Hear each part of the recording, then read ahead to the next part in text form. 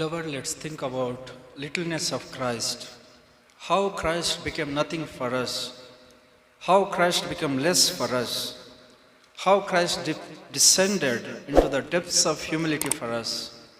Hebrews 2:9, writer is writing, we see Jesus who was made little lower than the angels, thus becoming man.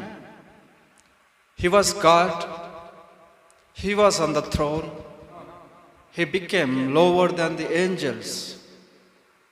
Philippians 2:7 we read, he took a form of servant, thus becoming lower than the man.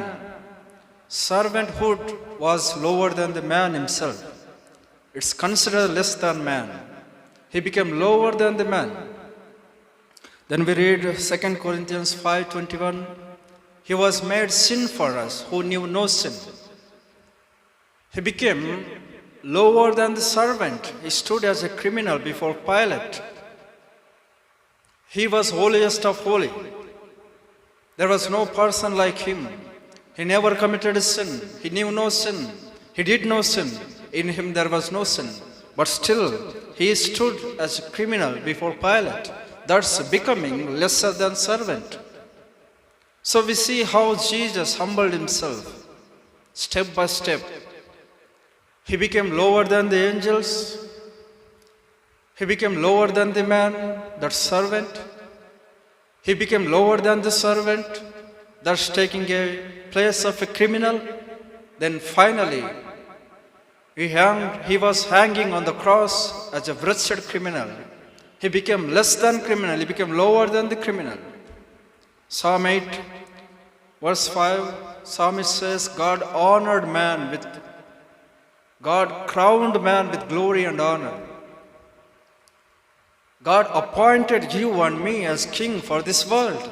But we lost everything because of our sin, because of foolishness, because of our obeying and listening to the devil's voice. And there was shame on us. And we were marching towards hell without no hope, going to abide with devil forever and ever without hope. But for such a people, Christ came down. He went down and down and down, even to the death of cross.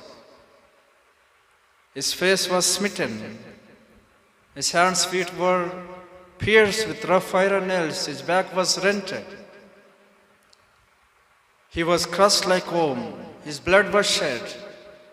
After his blood was shed, after his body was broken, after he sacrificed his body for us, after he bore our sin on his shoulders for us, after he was crushed into pieces for us, now we receive forgiveness of sins. We came up and up. One day we have hope that we will be sitting on the throne along with Christ. Beloved, let's remember him. Let's think about him. Let's see Christ. Let's focus on Christ's humility. How he suffered for us. How he became lower than angels, lower than man, lower than servant, lower than criminal, and dying such a death for us.